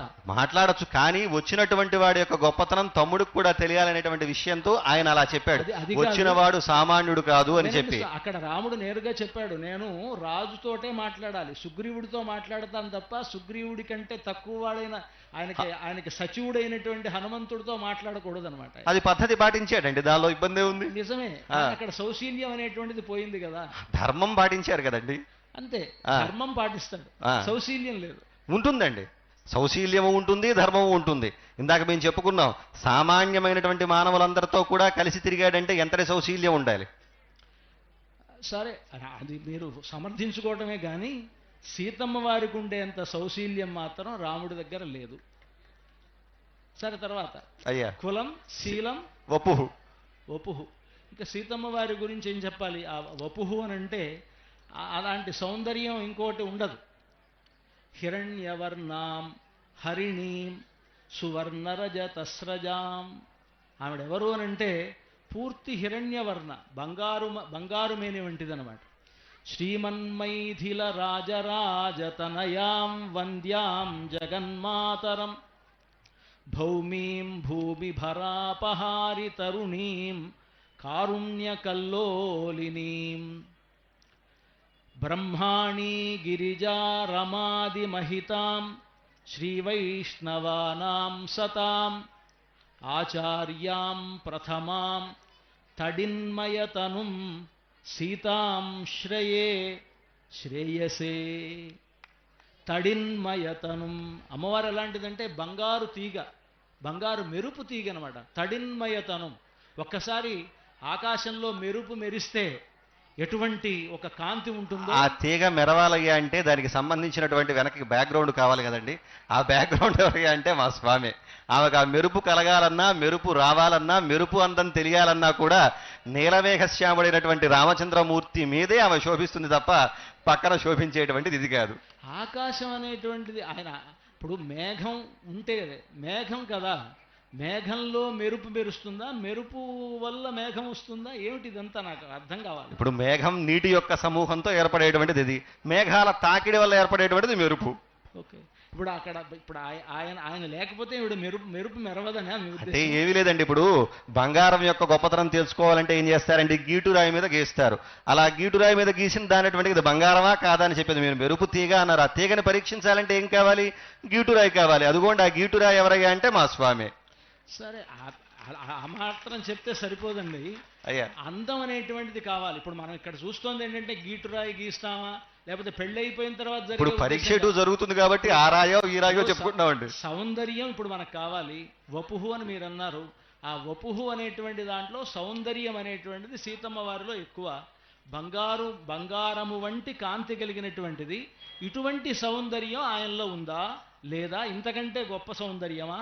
అంటే ఆయన వల్ల ఈవిడ మెరుస్తుంది ఇవి కాదు కదా ఇక్కడ కావాల్సింది. ఆయన సౌందర్యవంతుడేనండి. పాపం తెలిసినటువంటి ఆవిడే. ఇందాక మీరు ఆంజనేయ స్వామిని ఉదాహరణ చెప్పారు. వచ్చిన తరువాత మా స్వామి యొక్క గుణగణాలు చెప్పవలసిందయ్యా, అందం గురించి చెప్పవలసిందయ్యా అంటే 32 సాముద్రిక లక్షణాలు చెబుతారండి. ప్రపంచంలో ఏ వ్యక్తికి లేనటువంటి ఏకైకంగా రాముడికే ఉన్నటువంటి లక్షణాలు ఏవయ్యా అంటే ఆ 32 సాముద్రిక లక్షణాలు. నఖశిఖ పర్యంతము కూడా సాముద్రిక శాస్త్రం ఏది ఎలాగైతే చెప్పిందో అటువంటి గుణ స్వరూప సంపద కలిగినటువంటి వాడు రామచంద్రమూర్తి. అంతేకాకుండా ఆయన చెప్పినట్లుగా షణ్ణవత్యంగుళ అని చెప్పినట్లుగా 96 అంగుళాల ఎత్తుట, అంటే సుమారు 8 అడుగుల ఎత్తు మా స్వామివారు. ఆజానుబాహుత్వం అనేటువంటిది ఇంకా మిగతా ఎక్కడా మనం చూడలేం. అంటే మనం కూర్చుంటే మోకాళ్ళ వరకు చేతులు అందటం కాదు, నుంచున్నా కూడా చేతులు జాచితే మోకాళ్ళ వరకు ఉండేటువంటి విధానాన్ని మనకి ఆజానుబాహుత్వం అంటారు. అదిగోండి అటువంటి ఆజానుబాహుడు. ఇక దాని గురించి రూపం గురించి చెప్పాలయ్యా అంటే చంద్రవత్ ప్రియదర్శన, చంద్రుడిలాగా అందరికీ ఆనందాన్ని అందించేటువంటి వాడు రామచంద్రమూర్తి. ఆయన సౌందర్యం అంతా ఇంత అని చెప్పలేము, ఎంతో ఉన్నది. శతకోటి మన్మథాకార అన్నట్లుగా 100,000 కోట్ల మన్మధులకి యొక్క అందం ఎంతైతే ఉందో అంత అందం కలిగినటువంటి వాడు రామచంద్రమూర్తి. కానీ అక్కడ ఈ అందం అనేటువంటి దాని గురించి చెప్పేటప్పుడు శంకరాచార్య వారు చెప్తారు, ఆమీలితాక్షమధిగమ్య ముదా ముకుందం ఆనందకందమనిమేషమనంగతంత్రం. ఆయనే నోరు వెళ్ళబెట్టుకుని చూస్తున్నాడు సీతమ్మ వారిని అంటుంటే మరి ఈవిడ అందమైందా, ఆయన అందమైన వాడా? ఆయన నోరు వెళ్ళ సీతమ్మ వారు నోరు వెళ్ళు పెట్టుకునేటువంటి గుణం మా రాముడికి కాదండి. ఎవరిని చూసినా కూడా అలా నోరు వెళ్ళబెట్టేటటువంటి గుణం మా రాముడి చంద్ర దగ్గర లేదు. ఎంతటి అందగత్తె వచ్చినా సరే ఆయన అలా ఉండేటువంటి వాడే తప్ప. ఇప్పుడు శంకరాచార్య వారు చెప్తున్నారండి, అయ్యా అది వారి భావన కావచ్చేమో. అనంగతంత్రం అని అంటున్నారు ఆయన. అంటే ఏమిటి, అలాగా అంత ఆయన్ని కూడా మోహింపజేస్తోంది కదా అలాంటి అందం. ఇప్పుడు ఇంకొకటి చెప్తారు, ఎట్లా అంటే చాలామంది ఆసంసారం వితతమఖిలం వాంగ్మయం యద్విభూతి. లోకంలో బ్రహ్మ సరస్వతులు వాళ్ళిద్దరూ మంచి జంట అంటాం. సరస్వతీదేవిని చూసి బ్రహ్మదేవుడు ఆయన మా భార్య చాలా అందమైనది అని చెప్పి సరస్వతీదేవి మీద ఆయన మోహపడుతున్నాడు అంటే, సరస్వతీదేవికి అటువంటి ఒక అందాన్ని ఇచ్చింది ఎవరు అని అంటే ఈ లక్ష్మీదేవే, సీతమ్మ వారే. ఈ సీతమ్మ వారి వల్లనే సరస్వతీదేవికి అలాంటి అందం వచ్చిందట. ఆసంసారం వితతమఖిలం వాంగ్మయం యద్విభూతి యద్భ్రూభంగాత్ కుసుమధనుషః కింకరో మేరుధన్వా. పరమశివుడు చాలా గొప్పవాడు, మంచి ఇంద్రియ నిగ్రహం కలిగినటువంటి వాడు. అలాంటి వాడు పార్వతీదేవి అంటే చాలా ప్రేమ ఆయనకి. ఎందుకంత ప్రేమ ఏర్పడింది పరమశివుడికి అనంటే, మేరుధన్వ కింకరః పుష్పధన్వన. పుష్పధన్వ అంటే మన్మధుడు పుష్పధనుస్సు కలిగినటువంటి వాడు. పుష్పధనుస్సు కలిగినటువంటి మన్మధుడికి కింకరో మేరుధన్వ, పరమశివుడు కింకరుడయ్యట. ఎలాగా అంటే పార్వతీదేవి మీద మోహంతో. అంటే పార్వతీదేవి మీద పరమశివుడికి మోహం కలిగిందంటే మన్మధుడి బాణం పనిచేసింది అని అర్థం. కనుక అలాంటి ఒక గొప్పతనం పార్వతీదేవికి కలిగిందంటే అది కూడా ఈవిడ వల్లే. నేను చెప్పింది కాదు, నేను చెప్పిన మాట కాదు కదా, నా సొంత మాటలైతే మీరు కొట్టేయచ్చు. పూర్తిగా వినండి. ఆసంసారం వితతమఖిలం వాంగ్మయం యద్విభూతి యద్భ్రూభంగాత్ కుసుమధనుషః కింకరో మేరుధన్వా. యస్యాం నిత్యం నయనశతకైః ఏకలక్ష్యో మహేంద్రః పద్మే తాసాం పరిణతిరసౌ భావలేశైస్త్వదీయైః. ఆ అమ్మవారు అలా కడగంటి చూపుతో ఎవరినైతే చూస్తుందో ఆ చూసేటువంటి వాళ్లలో లక్ష్మీకళ ఉట్టిపడుతుంటుంది. ఎవరిలో లక్ష్మీకళ ఉట్టిపడుతుందో వాళ్ళని చూస్తే మోహం మనకు కలుగుతుంది. అంటే ఆవిడంత అందమైనది, ఆవిడ చూపులకే అంత శక్తి ఉంటే, ఆవిడ చూపుల వల్లనే సరస్వతీదేవికి బ్రహ్మదేవుణ్ణి వశం చేసుకున్నంత గొప్పతనం వచ్చింది. ఈవిడ చూపు వల్లనే పార్వతీదేవికి పరమశివుణ్ణి వశం చేసుకునే శక్తి వచ్చింది. ఈవిడ చూపు వల్లనే శచీదేవికి ఇంద్రుణ్ణి వశం చేసుకునేటువంటి శక్తి వచ్చింది. ఇంకా అమ్మా నీ గొప్పతనం, నీ కంటి చూపులకే ఇంత గొప్పతనం ఉంటే ఆవిడకి ఎంత గొప్పతనం ఉంటుంది. కనుక ఆవిడ అందం ఎలాంటిది అనంటే ఆయన్ని కూడా అలాగా అనంగతంత్రం అలా నోరు వెళ్ళబెట్టుకుని చూసేట్లుగా చేస్తోందన్నమాట. కనుక ఆయన సౌందర్యం గొప్పదా ఈవిడ సౌందర్యం గొప్పదా అంటే తనుహు అంటే ఆ సౌందర్యం ఆవిడదే, అందం అంటే ఆవిడదే, రాముడిది కాదు. మీరు పక్కన మాట్లాడిస్తే మాట్లాడతామండి. అయ్యా అందం అని చెప్పేసి అమ్మవారిదని చెప్పన్నారు, కానీ ఇందాక శివుడి గురించి చెప్పాడు. ఆ శివుడు కూడా నిత్యం కూడా ఎవరిని ఆనందంగా చేసుకుంటుంటాడయ్యా అంటే ఆ రాముణ్ణే స్మరిస్తూ ఆనందంగా ఉంటాడు. ఆవిడ పార్వతిని చూచినా సరే, పార్వతి ఆయన్ని చూచినా సరే, ఈయన నిత్యం కూడా ఆనందపడేది ఎవరినయ్యా అంటే రాముణ్ణి హృదయంలో నింపుకున్నటువంటి వాడు ఈయన. అలాగే ఇంద్రాది దేవతలందరూ కావచ్చు, లేకపోతే బ్రహ్మ కావచ్చు, మొదలైనటువంటి వారందరూ కూడా ఈయన యొక్క అనుగ్రహం వల్లే తమ పదవుల్ని పొందారు, తమ విధానాన్ని పొందారు. అయినప్పటికీ కూడా రామచంద్రమూర్తికి మించినటువంటి సౌందర్యవంతుడు ఇంకొకడు లేదు. ఎందుకయ్యా అంటే పుంసాం మోహన రూపాయ పుణ్యశ్లోకాయ మంగళం అన్నట్లు కూడా ఇక్కడ అయ్యా అక్కడ అదే స్వామి చెప్పనివ్వండి. ఇక్కడ పుంసాం అంటే కేవలం పురుషులకే మోహం కలిగిస్తాడంటే కాదు. మనకి వేదాంత శాస్త్రంలో చూస్తే సమస్త ప్రకృతి మొత్తం స్త్రీప్రాయము, భగవంతుడు ఒక్కడే పురుషప్రాయం. కాబట్టి అటువంటి వారందరికీ కూడా ఆనందాన్ని అందించేటువంటి వాడు, అందరికీ కూడా రమించువారెవరురా రఘుత్తమానిను వినా అన్నట్లుగా రాముడి కన్నా ఆనందాన్ని పందించేవాడు, అందంగా ఉన్నటువంటి వాడు మరొకడు లేడు. కాబట్టి ఈవిడ వరించిందయ్యా అంటే ఆయనకి ఆ గుణం ఉండబట్టే కదా. కన్యా వరగతే రూపం అని చెప్పేసింది కదా, కాబట్టి ఆవిడ వరించిందయ్యా అంటే ఈయనకి రూపవంతుడే కదా. ఇంకొకటి చెప్తాను అమ్మవారి అందం గురించి చెప్పాలి కనుక పోతన గారు చెప్పారు, మనకి ఈ లోకంలో ఎవరైతే ప్రధానమైన వాళ్ళని చెప్పి ఆ ప్రధానమైన వాళ్ళతో ఉండేటువంటి వాళ్ళని అప్రధానంగా చెప్తారు. అంటే రాముడు వెళ్ళాడు అడవులకి అంటే రాముడితో లక్ష్మణుడు వెళ్ళాడు, రాముడితో సీతమ్మ వెళ్ళింది అని అంటే రాముడు వెళ్ళడం ప్రధానం, రాముడితో వెళ్ళినటువంటి లక్ష్మణుడు అప్రధానం, సీతమ్మ అప్రధానం. కనుక సహా అనేటువంటి ఒక మాట సంస్కృతంలో చెప్తే కూడి, ఒక వాళ్లతో కూడి అని అంటే ఆయన ఆ ఎవరైతే కూడించుకున్నారో వాళ్ళు గొప్పవాళ్ళు తప్ప మిగతా వాళ్ళు కాదు. మనకి చక్కగా పోతన్న గారు ఒక పద్యం చెప్పారు. మెరుపు చంగటనున్న మేఘంబు కైవడి నువిద చెంతనుండ వెలుగువాడు అనుకోండి, ఏదో పద్యం అక్కడ చెప్పేటప్పుడు పోతన్న గారు అంటారు, మెరుపు చంగటనున్న మేఘంబు కైవడి అంటే మెరుపు పక్కన ఉండేటువంటి మేఘము అని మెరుపుకి ప్రాధాన్యత ఇచ్చి మెరుపుకి పక్కన ఉండేటువంటి ఆ రాముణ్ణి అప్రధాన్యం చేసి ఇందాకే చెప్పుకున్నామండి, మేఘం లేకపోతే మెరుపు లేదు అన్న. కాదండి, అక్కడ పోతన గారు చెప్పినటువంటి పోతన గారు చెప్పవచ్చండి, కానీ రెండు పరస్పరం సంబంధం కలిగినటువంటి అది ఉండాలంటే ఇది ఉండాలి, ఇది ఉండాలంటే అది ఉండాలి. కాబట్టి అందం ప్రకారం చూసినా సరే ఇద్దరు కూడా సమానమైనటువంటి అందమైనటువంటి వారే. మీకు ఇంకో విషయం చెప్పాలంటే మేఘం ఎందుకు చెప్పండి. మరి ఇప్పుడు మీరే చెప్పారు కదా స్వామి. మేఘం ఎందుకు అంటే వర్షం కురవాలి కదా. వర్షం కురవాలని వర్షం వస్తుంది అంటే మెరుపు మెరిస్తేనే, మెరుపు మెరిసినప్పుడు ఉండేటువంటి మేఘం ద్వారానే వర్షం వస్తుందని మనకు చెప్తారు. మెరుపు మెరవకపోతే మెరుపు మెరవకుండా మేఘాలు ఉన్నాయనుకోండి, ఆ మేఘాల వల్ల ఏ ప్రయోజనం ఉండదు. మెరుపు ఉన్నప్పుడు ఆ మెరుపు మెరిసినప్పుడు ఉండేటువంటి మేఘానికే వర్షం కురిసేటువంటి శక్తి ఉంటుంది. కనుక అమ్మవారు మెరుపుగా ఉన్నప్పుడు అమ్మవారి పక్కన ఉండేటువంటి స్వామికే శక్తి ఉంటుంది. కానీ లేకపోతే ఆయన వర్షానికి ఎలాగైతే వర్షం కురిపించేటువంటి శక్తి మేఘానికి ఎలా అయితే ఉండదో మనలాంటి భక్తుల్ని మేఘం కరిగితే వర్షం వస్తుంది స్వామి, మేఘ తాడనం వల్లే మెరుపు ఏర్పడుతుంది. మీకు ఆ మెరుపు లేకపోతే మెరుపు లేనటువంటి మేఘం వర్షించదు అంటారు గనక ఆ వర్షించేటువంటి శక్తి ఆయనకు ఉండదు. శివశక్త్యాయుక్త ఆవిడతో కలిసి ఉంటే ఆయనకి శక్తి ఉంటుంది, లేకపోతే ఆవిడ లేకపోతే ఆయనకి శక్తి. ఆయనేమీ లేదండి, ఆయన శక్తివంతుడే. ఇవన్నీ నా మాటలు కావు, మేము నా మాటలు చెప్పండి స్వామి, పురాణాధారంగానే చెప్తున్నాము. ఆయన ఒక్కడే ఉంటే చాలు, శక్తివంతుడే రామచంద్రమూర్తి కూడా. కాబట్టి అందగాడే. ఎట్లా అంటే ఆయన శక్తి ఎలా తెలుస్తుంది?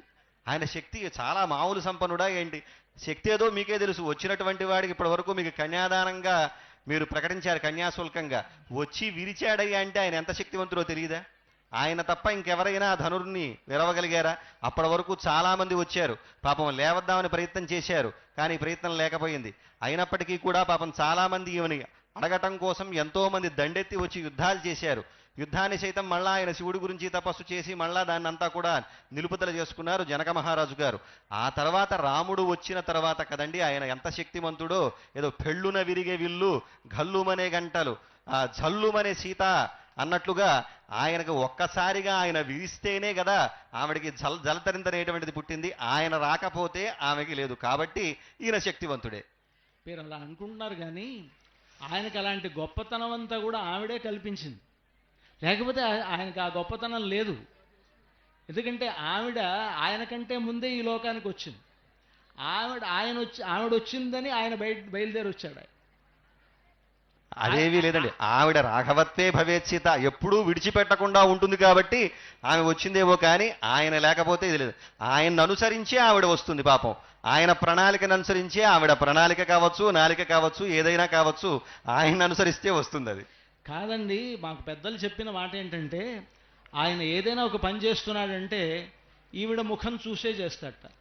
చిచలిషే తవ భ్రూలత, ఆవిడ ఎటు ఇలా కళ్ళు ఇలా తిరిపితే ఆయన అటువైపు చూస్తాడు. ఆవిడకి సంతోషంగా ఉందంటే ఆ పని చేస్తాడు, లేకపోతే చేయడు అని. ఎందుకంటే చెప్తున్నారు, అశేష జగతాం సృష్టి సర్గోపసర్గస్థితి స్వర్గం దుర్గతి మాపవర్గిక పదం సర్వంచ కుర్వన్ హరి యస్యా వీక్ష్య తదింగిత పరాధీనో విధత్తేఖిలం.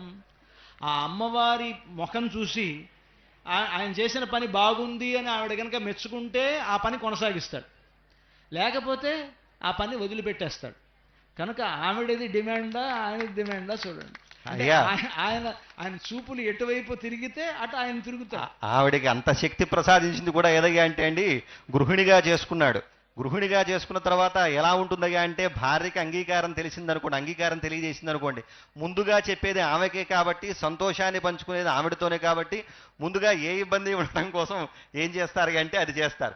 అంతేకాకుండా ఇందాక మీరు అన్నారు ఆ శక్తి ఎలా వచ్చిందయ్యా అంటే, మనకి భాగవత పురాణం చెబుతోంది, బ్రహ్మాదులందరికీ కూడా అంత గొప్పనైనటువంటి స్థానాలు లక్ష్మీ కటాక్షం వల్ల కలిగినప్పటికీ కూడా ఆ లక్ష్మికి అంతటి శక్తి ఎలా వచ్చిందయ్యా అంటే, నిత్యము కూడా ఆ స్వామి పాదసేవనం వల్లే లభించింది అని చెప్పేసేసి చెప్పడం జరిగింది మనకి భాగవత పురాణం. కాబట్టి అటువంటి శక్తి ఆవిడికి వచ్చిందంటే అది మా స్వామి వల్లే, స్వామివారి పాద సంవాహనం వల్లే ఆ శక్తి ఆవిడికి లభించిందని గమనించాలి. ఇది నేను చెప్పినటువంటి మాట కాదు, మీరు నాకు అన్నారు కాబట్టి భాగవతమే చెప్పింది. మా ఫెమినిజం దీన్ని ఒప్పుకోదు. అయ్యా ఇక్కడ ఫెమినిజం కాదండి.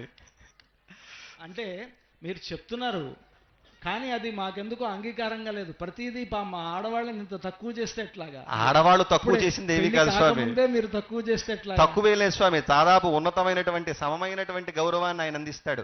ఎందుకయ్యా అంటే వీరిద్దరి దేహాలు వేరు కావచ్చు కానీ మనసులు మాత్రం ఒకటే కాబట్టి అక్కడ తక్కువ చేసినటువంటి మాట ఏమీ లేదు. ఆమె ఇంగితాన్ని ఈయన గ్రహించగలిగినటువంటి గొప్ప సంపన్నుడే మా రామచంద్రమూర్తి. సరే, ఇప్పుడు ఆ అందంగి విషయంలో అయితే మీరు కొంత తక్కువే అనిపిస్తోంది. మా అందం మాదే కనుక ఏదండి బాబు మీరు కింద పడ్డా మాదే పై చేయనటువంటి ధోరణి మీది. సరే కానివ్వండి. తర్వాత మేము కింద పడటం మీరు కింద పడుతున్నారు ప్రతిసారి. మేమేం కింద పడట్లేదు స్వామి. సరే సరే, ఆ తర్వాత ఆ అందం తర్వాత ఏంటి చెప్పండి? కులంశీలం వపుర్ విద్య, విద్య అండి. ఇంకా విద్య అంటే ఆవిడే స్వరూపం. విద్య అంటే ఆవిడికి వేదవతి అని పేరు. ప్రతిరోజు ఇక్కడ భద్రాచలంలో ఆవిడికి హారతిస్తూ మహాదేవ్యై చ విద్మహే వేదవత్యై చ ధీమహి అని మేము అంటాం. అంటే వేదవతి అని పేరు. లోకంలో అన్ని చదువులలో కూడా గొప్ప చదువు ఏమిటంటే వేదమే అని అంటాం. అందరూ అన్నీ కూడా మనం చెప్పేటప్పుడు అన్ని వేదాల నుంచే పుడుతోంది, వేదాల నుంచే పుడుతోంది అని మనం అంతా చెప్తున్నాం కదా. ఆవిడ ఎవరు అని అంటే వేదవతి, అంటే వేదమును కలిగినది. వేదమును అంటే జ్ఞానము అని అర్థం, అంటే జ్ఞానము కలది అని అర్థం. కనుక జ్ఞానము మూర్తీభవించినటువంటిది ఆవిడ. ఆవిడ గురించి చెప్తారు, యజ్ఞ విద్య, మహావిద్య, గుహ్య విద్యా చ శోభనే, ఆన్వీక్షకీ త్రయీ వార్త దండనీతి స్త్వమేవ చ.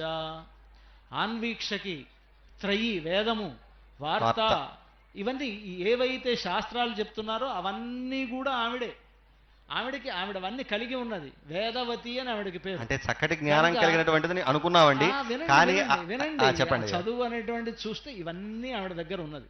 అంటే ఆ చదువు అనేటువంటి దానికి చదువులన్నిటికీ కూడా ఆవిడే ప్రధానమైనటువంటిది. పైగా చెప్తారు, లోకే వనస్పతి బృహస్పతి తారతమ్యం యస్యాః ప్రసాద పరిణామముదాహరంతి సా భారతి భగవతి తు యదీయదాసి తాం దేవదేవ మహిషీం శ్రియమాశ్రయామః. లోకంలో అందరూ అనుకుంటూ ఉంటారు, పలానివాడు చాలా గొప్పవాడు, చదువుకున్నవాడు, ఒకడు చాలా ఏమి చదువు రానటువంటి వాడు, ముద్దులాగా ఉన్నాడు అని అంటారు. ఈ రెండు కూడా ఎవరి వల్ల వస్తుంది అనంటే సరస్వతీదేవి అనుగ్రహిస్తే అనుగ్రహించిన వాడు గొప్ప విద్యావంతుడు అవుతాడు. సరస్వతీదేవి యొక్క అనుగ్రహం లేకపోతే వాడు వనస్పతి అవుతాడు, అంటే మొద్దులాగా తయారవుతాడు. కనుక ఇవి రెండు కూడా సరస్వతి యొక్క అనుగ్రహం అనుకుంటే, అటువంటి సరస్వతి సా భారతి భగవతీతు యదీయదాసి. ఆ సరస్వతీదేవి లక్ష్మీదేవికి దాసురాలట. ఎందుకు దాసురాలయ్యింది అనంటే ఆవిడెవరు? విష్ణుపత్ని. బ్రహ్మదేవుడెవరు? విష్ణువు యొక్క నాభి కమలం నుంచి పుట్టినటువంటి వాడు. అంటే బ్రహ్మదేవుడు విష్ణువు యొక్క కుమారుడు. బ్రహ్మదేవుడి భార్య సరస్వతి. అప్పుడు సరస్వతి లక్ష్మీదేవికి ఏమవుతుందంటే కోడలవుతుంది గనక, కోడలు ఆవిడికి దాసే కదా, ఆవిడికి దాస్యం చేస్తుంది, పెద్దవాళ్ళకి సేవ చేయాలి. కనుక అలాంటి గొప్పతనం కలిగినటువంటిది ఆవిడ. అంటే సరస్వతీదేవిని, చదువుల తల్లి అయినటువంటి సరస్వతీదేవిని కూడా ఆవిడ చేత సేవ చేయించుకునేటువంటి ఒక గొప్పతనం కలిగినటువంటిది మా సీతమ్మ గనుక విద్య అన్నారు కదా, ఆ విద్య అనేటువంటిది పరిపూర్ణంగా ఆమెడ దగ్గరే ఉంది. అయ్యా, వేదాశాస్త్రాన్ని విజ్ఞానం ఏతత్సర్వం జనార్దనాథ్ అన్నట్లుగా మొత్తం వేదాది శాస్త్రాలు మొత్తం వచ్చాయి అంటే అది ఆయన యొక్క అనుగ్రహమే. మొత్తం ఇప్పుడు ఇందాక మీరు అన్నారు అన్వీక్షకి త్రివార్త అని మొదలైనటువంటి శాస్త్రాలు కావచ్చు, వేదం కావచ్చు, అది మొత్తం కూడా మావాడి సొత్తు.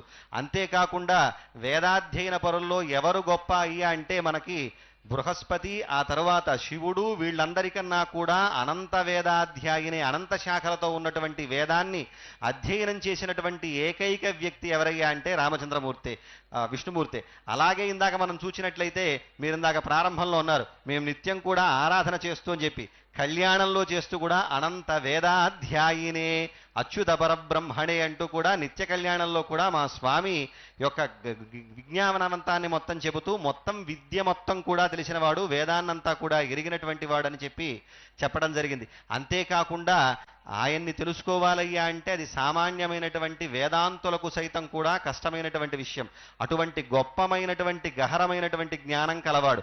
అంతేకాకుండా హయగ్రీవ రూపాన్ని ధరించి విద్యా హయగ్రీవుడుగా వెలుగొందుతూ జగత్తంతటికీ కూడా జ్ఞానాన్ని ప్రసాదించినటువంటి వ్యక్తి ఎవరయ్యా అంటే రామచంద్రమూర్తి. విద్య అయిన తర్వాత విద్య అంటే విద్యలో సమానం ఇది ఒకటే కాదండి, కేవలం దాంట్లోనేనా అంటే ఇందాక రామాయణంలో చూసుకున్నప్పటికీ కూడా ఆయన యొక్క విద్యావంతత్వం మనం చూసినట్లయితే గనక చాలా గొప్పనైనటువంటి విశేషాలు చెబుతారు. సర్వశాస్త్ర విశారద అని చెప్పినట్లుగా, అంతేకాకుండా ధనుర్విద్యలో ఆయనకి సాటినైనటువంటి వాడు లేడనటువంటిగా, అంతేకాకుండా గాంధర్వేచ భువిశ్రేష్టో బభూవ భరతాగ్రజ అని చెప్పినట్లుగా రామచంద్రమూర్తి ఎంత గొప్పవాడయ్యా అంటే ఆయన భక్తులందరూ కూడా అంత గొప్ప సంగీత జ్ఞానాన్ని పొందాడు. దేనికయ్యా అంటే ఆయన సంగీతంలో ఉన్నటువంటి వాడు, సంగీతంలో దాదాపుగా నిష్ణాతుడు. గాంధర్వేచ భువిశ్రేష్ఠ, ఈ భువిలో గాంధర్వ విద్యలో గొప్ప శ్రేష్ఠుడు ఎవరయ్యా అంటే రామచంద్రమూర్తే. భరతమందు రాగమందు తాళమందు అగ్రేసర అంటే రామచంద్రమూర్తితో ఉన్నతమైనటువంటి విద్యా సమానుడు కానీ ఏ శాస్త్రంలో చూసినప్పటికీ కూడా రామచంద్ర మించినటువంటి విద్యావంతుడు లేనేలేడు. కాబట్టి విద్య పట్ల చూసినట్లయితే మా రామచంద్రమూర్తే గొప్ప విద్యావంతుడు అని చెప్పి మనం అర్థం చేసుకోవచ్చు. అంటే సరే మీ రామచంద్రుడు విద్యావంతుడు సరే, అలానే మా అమ్మ ఏమి తక్కువ కాదు, తక్కువదని మేము అనలేదు కదండి, నేను మామూలు చెప్పుకున్నాను. మీ కన్నా మీ కంటే అంటే మీరు పోని మీరు అలా అన్నారని చెప్పేసి అనొచ్చు. ఆ తర్వాత అయ్యా తర్వాత వయోవిత్తం, వయస్సు, ఇంకా వయస్సు దాని గురించి చూడాల్సిన అవసరం లేదు. ఎందుకంటే పెళ్లి చేద్దాం అనుకున్న తర్వాత వాళ్ళకి వీళ్ళకి ఆ పొత్తు కుదిరితేనే ఆ వయస్సును బట్టే కదా మనం పెళ్లి చూద్దాం, పెళ్లి చూపులు, ఈ ఎదుర్కోళ్ళు సన్నాహాలన్నీ చేస్తాం. ఆ వయస్సు గురించి మనం ఆలోచించక్కర్లా. అయ్యా అష్టవర్ష భవేత్ కన్యా అన్నట్లుగా ఆవిడ కన్యాదానాన్ని ఇవ్వటానికి యోగ్యతగా ఉందని చెప్పేసి మేము భావిస్తూ ఉన్నాం. మావాడు కూడా 12 సంవత్సరాల వయసు కలవాడే. శాస్త్ర ప్రకారం చెప్పినట్లు సరే, ప్రస్తుతం మనం శాస్త్రం మాట్లాడితే మనకి ఇబ్బందిగా ఉంటుంది కాబట్టి భర్త వయస్సులో భార్యకి సగం ఉండాలి అని మనకి శాస్త్రం. కాబట్టి ఆ విధంగా శాస్త్ర సమ్మతమైనటువంటి విధానంలోనే వయస్సు కూడా రామచంద్రమూర్తి కలిగి ఉన్నాడని చెప్పేసి మనం చెప్పవచ్చు. విత్తం అయ్యా, ఆ విత్తం అనేటువంటిది మీ రాముడి దగ్గర ఏమీ లేదనిపిస్తోంది. విత్తం అంటే డబ్బు, ఆ డబ్బు ఈవిడ దగ్గరే ఉంది. ఈవిడుంటేనే ఆయనకి డబ్బులు. అయ్యా, ధనం కన్నా కూడా గుణం ముఖ్యమని చెప్పేసి అంటారు. మనకి ఏంటి అంటే ధనం అంటే గొప్పది కాదు, కేవలం గుణవంతుణ్ణి మాత్రమే లోకం గొప్పగా కీర్తించడం జరుగుతుంది. కాబట్టి అటువంటి గుణ సంపద కలిగినటువంటి వాడు రామచంద్రమూర్తి. చెప్తున్నాను వినండి. సశ్లాఘ్య సగుణీ ధన్య సకులీన సబుద్ధిమాన్ యంత్వం దేవి నిరీక్షసే. ఓ తల్లి, నువ్వు ఎవరినైతే చూస్తావో వాడు సశ్లాఘ్య, వాడు అందరి చేత కీర్తింపబడతాడు. సగుణి, వాడికే గుణం ఉన్నట్టు. మీరు గుణం అన్నారు కదా, డబ్బు లేకపోయినా గుణం ఉందన్నారు. ఆ గుణం కూడా ఆయనకు వచ్చిందంటే ఈవిడి చూపు వల్లే ఆయనకు గుణాలు వచ్చి ఉంటాయి. లేకపోతే ఆయనకి నిర్గుణుడు అవుతాడు ఆయన. ఎందుకంటే వేదాలు కూడా చెప్తున్నాయి ఆయన నిర్గుణుడు అంటున్నాయి. ఆయన నిర్గుణుడైతే అలాంటి నిర్గుణుడు సగుణుడు అవుతున్నాడంటే ఈవిడ చూపులు పడి ఉంటాయి. కనుక నిర్గుణుడికి కూడా గుణి అయ్యాడు అంటే సశ్లాఘ్య సగుణి ధన్య. ధన్య అంటే డబ్బున్నవాడు అవుతున్నాడు. ధన్యుడు అంటే ధన్యులం అనుకుంటాం కదా, అలా ధన్యత్వం కూడా ఆయనకి అప్పుడే ఏర్పడుతుంది. సకులీనః, అలాగే ఆవిడ చూపులు పడితేనే ఆయన కులీనుడు గొప్పవాడు అవుతాడు. సబుద్ధిమాన్, అలాగే మంచి బుద్ధి కలిగిన వాడు అవుతాడు. సశూర, ఆయన గొప్ప శూరుడవుతాడు. సచ విక్రాంత, ఆవిడ చూపులు పడితేనే ఆయన గొప్ప విక్రాంతి, గొప్ప క్రాంతి, ఒక విక్రమం ఏర్పడుతుంది. సచ విక్రాంత సశూర సచ విక్రాంత యంత్వం దేవి నిరీక్షసే. ఎవరినైతే ఆవిడ చూస్తుందో ఆవిడ చూపులు పడినటువంటి వాడికి ఇలాంటి మంచి మంచి లక్షణాలన్నీ ఉంటాయి, లేకపోతే ఆయనకు ఉండదు. కనుక అలాంటి గొప్పతనం కలిగినటువంటిది ఈవిడ. అది కాదండి, సూర్యస్యాపి భవేత్ సూర్య, అగ్నేరగ్ని ప్రభో ప్రభు, శ్రియశ్రీశ్చ భవేదగ్ర్య, కీర్తి కీర్తి క్షమా క్షమ అని చెప్పేసి వాల్మీకి భగవానులు చెబుతారు. లక్ష్మికే లక్ష్మి లాంటి వాడు. ఇప్పుడు ఆవిడ వెలుగొందుతుందయ్యా అంటే దేనివల్లయ్యా అంటే రామచంద్రమూర్తి వల్లే ఆవిడ వెలుగొందుతుంది. కాబట్టి సంపదలో చూచినా సరే రామచంద్రమూర్తిది గొప్ప సంపద కలిగినటువంటి వాడు. ఆమె కన్నా ఉన్నత సంపద కలవాడు, ఆవిడికే సంపదను ప్రసాదించేటువంటి శక్తి కలిగినటువంటి వాడు రామచంద్రమూర్తి. అంతేకాకుండా ఇందాక మనం చెప్పుకున్నట్లుగా ధనమున్నవాడే గొప్పవాడు అంటాడు. కానీ లోకంలో ఇంకొక మాట కూడా ఉంది. ఆవిడేంటయ్యా అంటే చెంచలత్వం కలిగినటువంటిది లక్ష్మి అని చెప్పేసి అంటారు. అటువంటి చెంచల అయినటువంటి లక్ష్మీదేవి కూడా నిశ్చలంగా ఎవరి దగ్గర ఉందయ్యా అంటే శ్రీమన్నారాయణుడి దగ్గరే ఉంది. కాబట్టి అటువంటి చెంచలత్వం కలిగినటువంటి లక్ష్మీదేవిని కూడా నిశ్చలంగా పెట్టుకున్నటువంటి వాడు శ్రీమన్నారాయణుడు. అంతేకాకుండా అంటే ధనం ఆర్జించేటప్పుడు కష్టం, ఆర్జించినటువంటి దాన్ని దాచుకునేటువంటి సమయంలోనూ కష్టమే, ఖర్చు పెట్టేటువంటి సమయంలోనూ కష్టమే. కాబట్టి దుఃఖకారకమైనటువంటిది ధనము అని చెప్పి ఒక నానుడి. ఇప్పుడు అయితే ధనం వద్దనా మీకు ఉద్దేశం?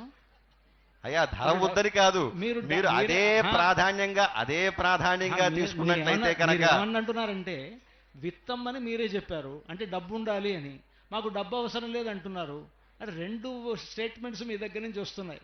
ఇక్కడే మాకు రామోద్విర్ణాభిభాషతే అని అందరు అంటున్నారు. రాముడు రెండు మాటలు మాట్లాడకూడదని, మీరు రెండు మాటలు మాట్లాడుతున్నారు. రెండు మాటలు కాదు స్వామి, దానివల్ల కలిగేటువంటి ఇబ్బంది చెబుతున్నాం అంతే తప్ప ఇక్కడ రెండో మాట అనేటువంటిది లేదు. ఆయన ఒకటే మాట ఒకటే బాణం అన్నట్లుగా ఒకే మాట పైన నిలబడేటువంటి వ్యక్తిత్వం కలవాడే కాదు. అదే సరే, నేను అర్థమైంది, మీరు అన్నారు కాబట్టి మా మీదే అని చెప్పేసి అర్థమైంది. అయ్యా, అటువంటిది ఏవీ లేదు. కావాల్సినటువంటి వాళ్లే విత్తం అందరికీ కావాలి, చిత్తం దానిపైనే ఉంటుంది. సమ్రాట్ అయినా సామాన్యులైనా కూడా నిత్యం కలవరించేది దానికోసమే.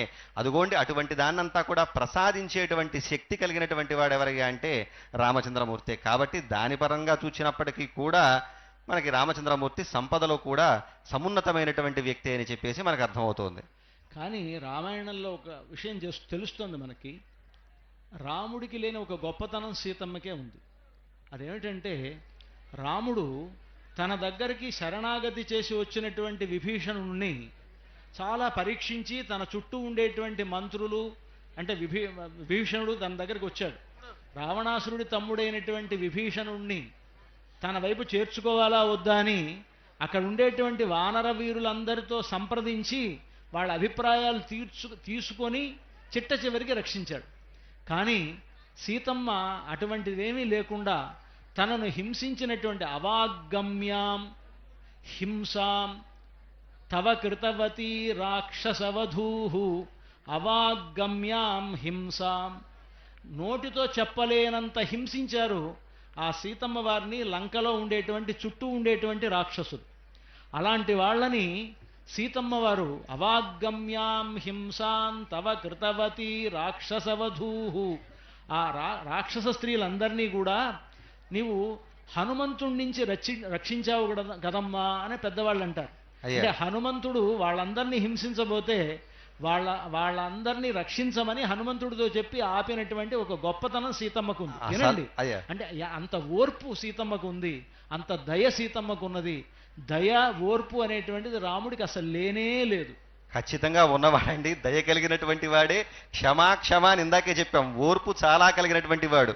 అటువంటి వాడు ఇందాక ఇప్పుడు మీరు అన్నారు ఆ హనుమంతుడికి ఆ గొప్పతనం, సీతమ్మకి ఆ గొప్పతనం కలిగిందయ్యా అంటే దాన్ని ఒక పద్యంలో చెబుతారు. ఎలాగయ్యా అంటే ఆకృతి రామచంద్ర విరహాకృతి, కన్బొమతీరు స్వామి చాపాకృతి, కన్నులన్ ప్రభు కృపాకృతి అంటూ ఆ కన్నులలో కారుణ్యం ఏర్పడింది ఎవరి వల్ల అయ్యా అంటే అది రామచంద్రమూర్తి వల్లే.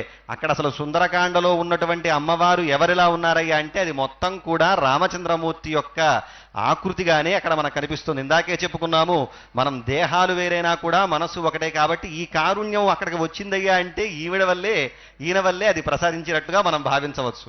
చాలా పొరపాటు.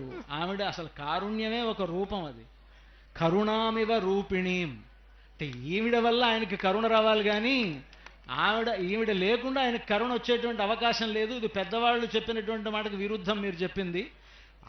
ఆవిడ ఉంటేనే ఆయనకి కరుణ వస్తుంది, ఆయన పక్కన ఉంటేనే. లేకపోతే రావణాసురుడి మీద బాణాలు వేసినట్టుగా అందరి మీద బాణాలు వేసి చంపేస్తారు. అంటే లోకకంటకుడైనటువంటి ఆయన చంపడం కూడా ఇదేనండి. పాపం ఆమెను అంత హింసించాడనే కదండి పాపం అంత కష్టపడి వచ్చి వారధిని నిర్మించి ఆయన్ని సంహరించింది లోకకంటకుడైనటువంటి వాడిని. కాబట్టి కావచ్చు కానీ కరుణ అనేటువంటిది ఆవిడదే. కరుణామివ రూపిణి ఒక రూపం. ఆయన కరుణా సముద్రుడండి. సముద్రం ఎండిపోవచ్చు ఒక్కొక్కప్పుడు కానీ ఎండమండి సముద్రం అసలు ఎండే సముద్రం కాదు. కరుణ అనేటువంటిది ఒక రూపం అయినప్పుడు కరుణ సముద్రం కంటే కూడా కరుణే గొప్పదవుతుంది. కరుణ ఒక రూపం.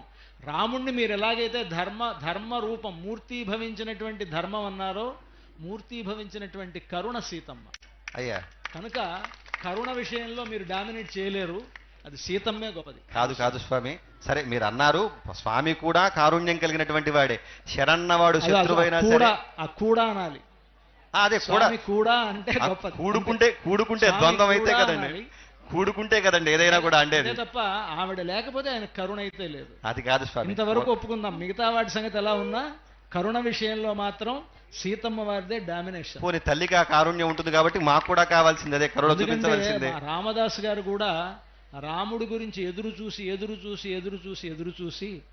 అదిగో వచ్చెదరని ఇదిగో వచ్చెదరని ఎదురు చూచుచునుంటిని ఓ జనని అని ఆయన ఇదిగో వస్తారు అదిగో వస్తారు అని ఎదురు చూస్తూ ఉన్నాను, అయినప్పటికీ నన్ను ఇంతవరకు కరుణించలేదు అని అంటారనమాట. నిజముగా మీ పాద భజన చేసితివని నిర్దయనున్న